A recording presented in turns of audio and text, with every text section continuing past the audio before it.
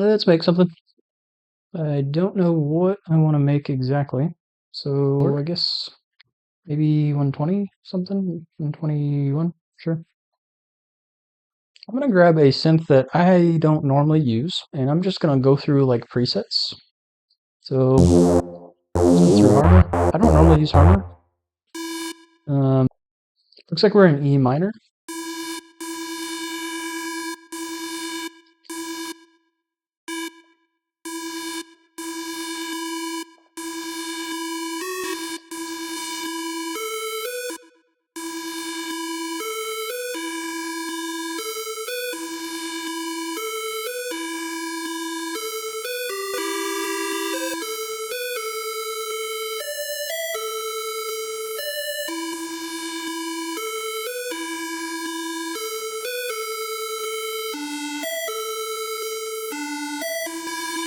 Okay. Like that.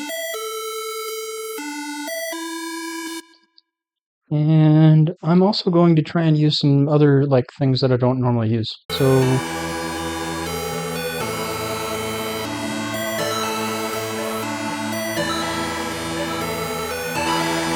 okay, so I just pulled up Patcher and went through the presets, and I found this. It looks interesting, and it gives it like a cool sound. Makes it like gritty and puts some reverb and delay on it. And I think I'm also going to do some grow speed as well, but let me look for...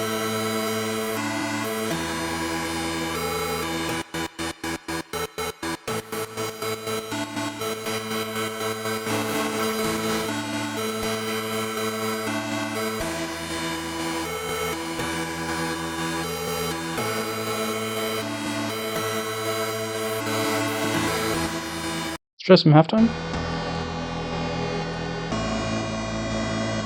It's really low, so I'm gonna pitch it up.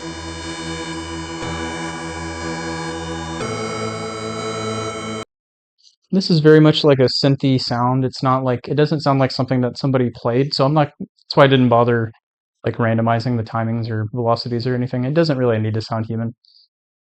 So let me save this.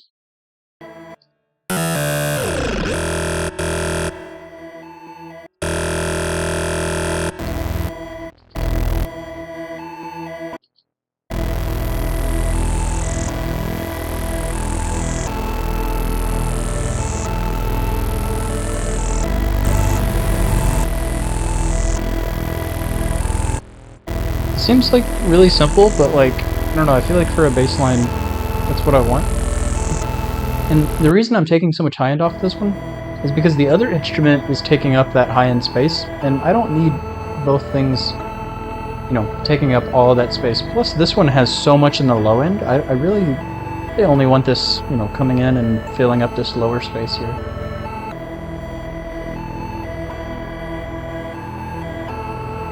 It also had a little bit more like distortion than I wanted, and sometimes taking off some of the high end can help with that, depending on where the distortion is in the frequency range, but often it's in the high end.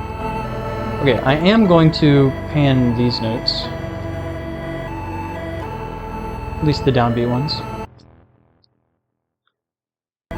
Okay, so I think what I want to do now is add another synth to kind of fill out the chord range, because as it is now, like, this has some chords going on, but like they just repeat and it's not, I don't know, it just doesn't feel like there's enough happening, so.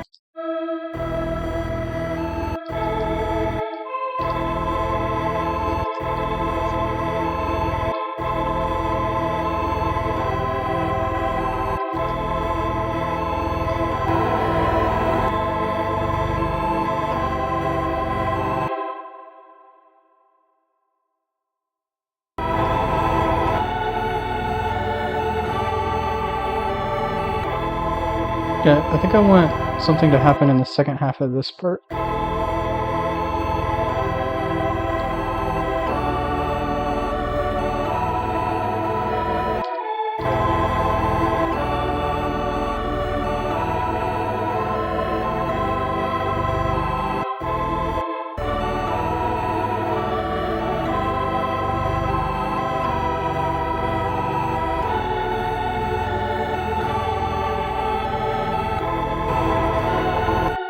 Okay, so I'm gonna pan these the opposite direction of that, like, bass pad thing.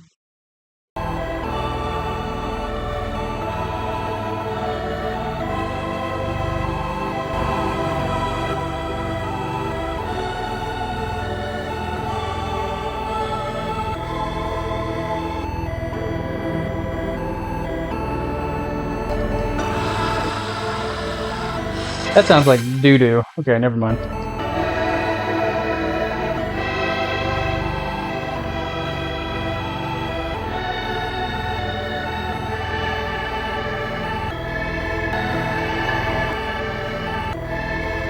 Okay, let's put everything back on the mixer channel.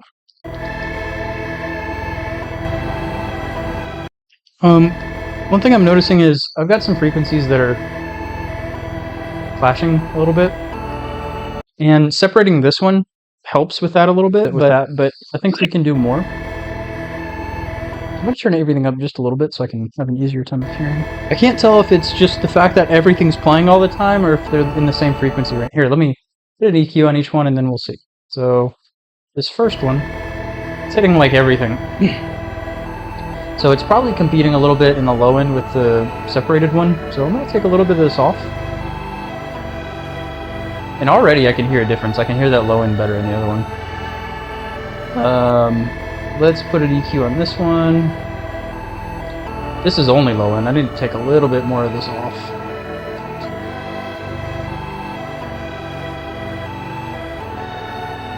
So I'm going to leave that one as is. So I already took out a lot of the high end from it. And this one's like mostly in the middle. So in the mid-high range. So in this one, I'm going to go to this mid-high range and just kind of duck it down a little bit.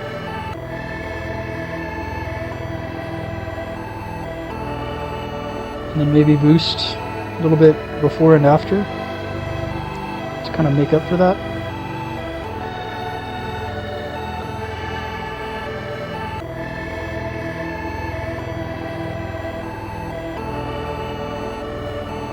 And so that's at 334, so I can come back over to this one and go to 334 and just kind of lower this range a little bit.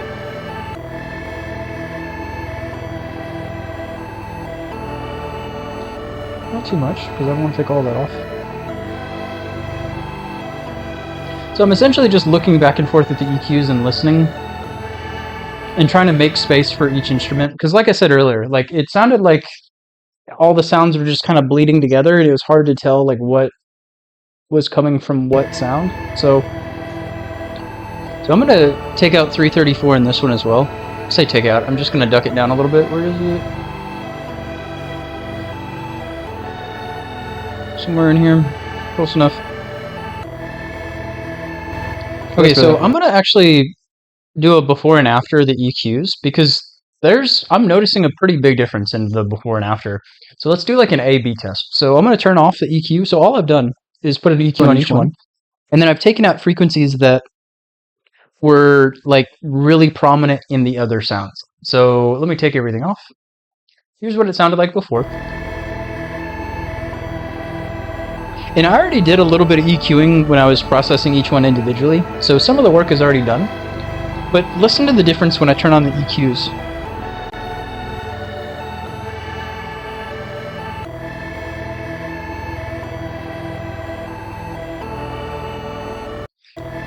So before